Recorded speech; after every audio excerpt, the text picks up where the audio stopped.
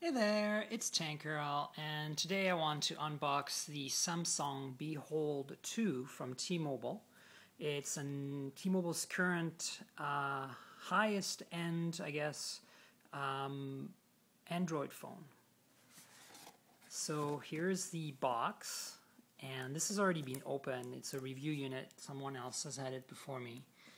So here's the phone.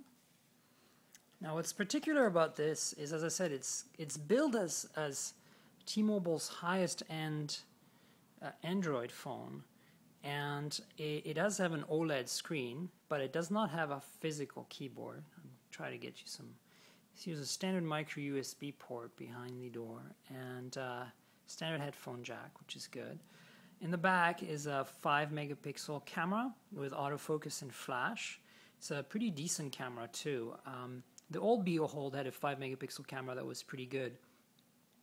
On the side here you have volume rocker, nothing on the bottom other than the Qualcomm logo, and the dual detent shutter key here, as well as the lock key.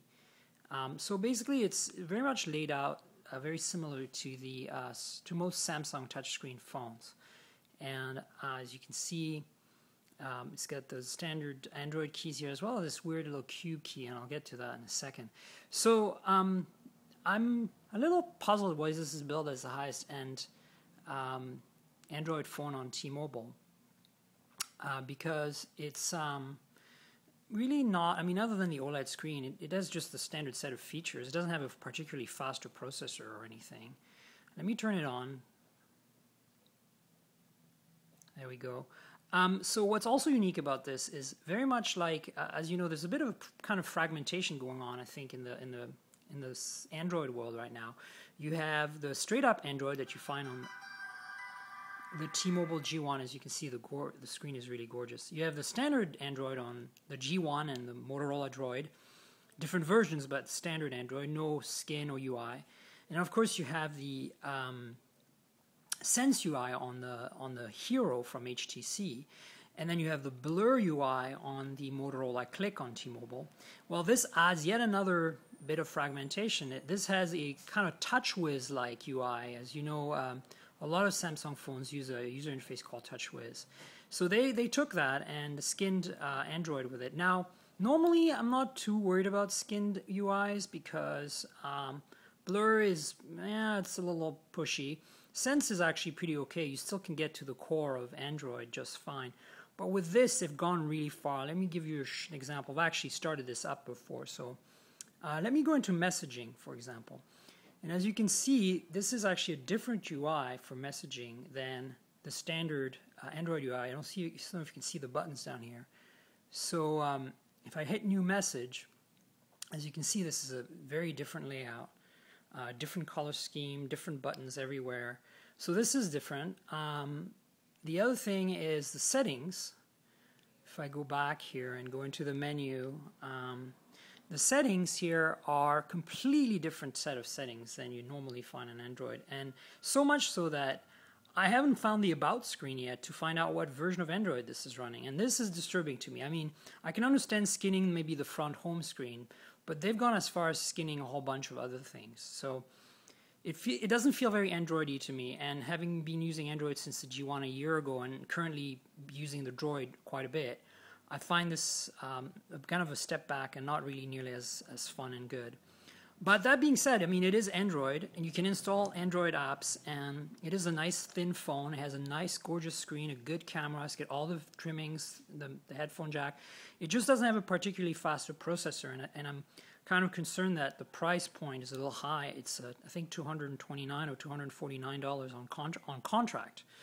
So, and also, you can't unlock it by hitting the double menu key like you would on a normal Android device. You actually have to use that special lock key.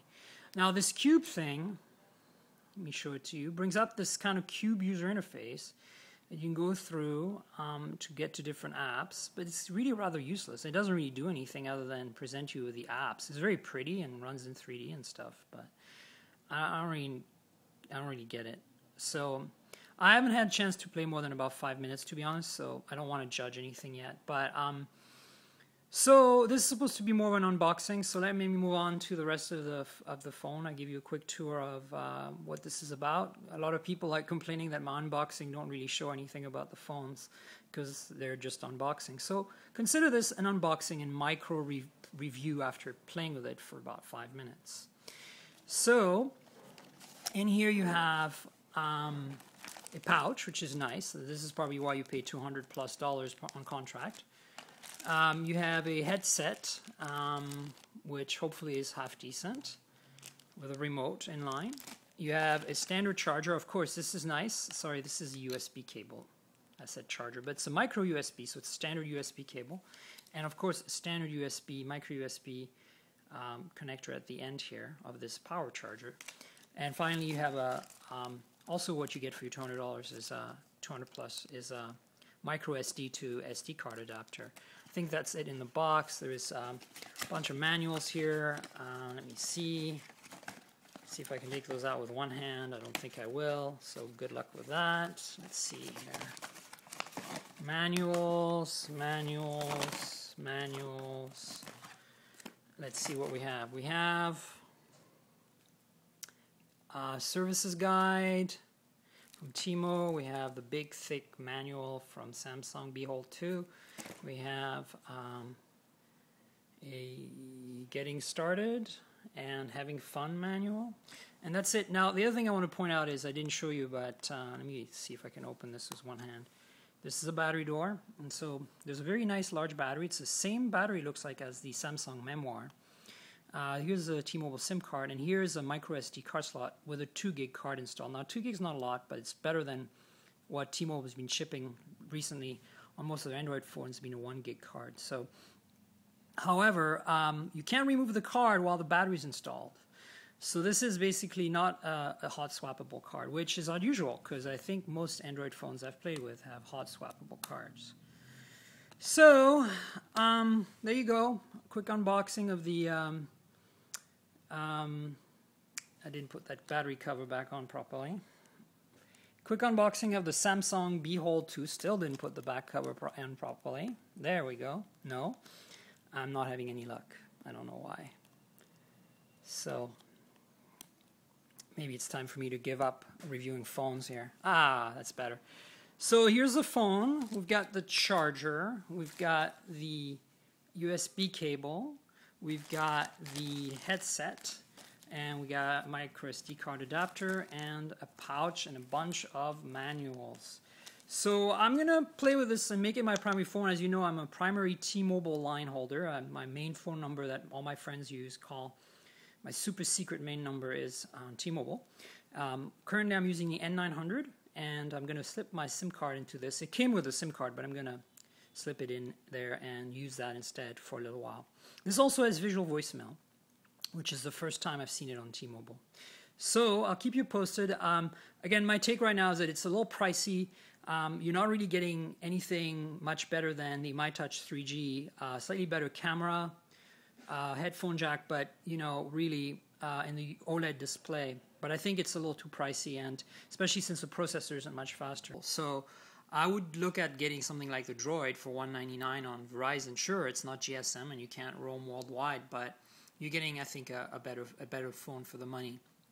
So anyway, I'm just going to put this device through its paces in the next few days and let you know what I think. Keep an eye on my blog. That's Tankrel Mobile, tnkgrl.wordpress.com. And yeah,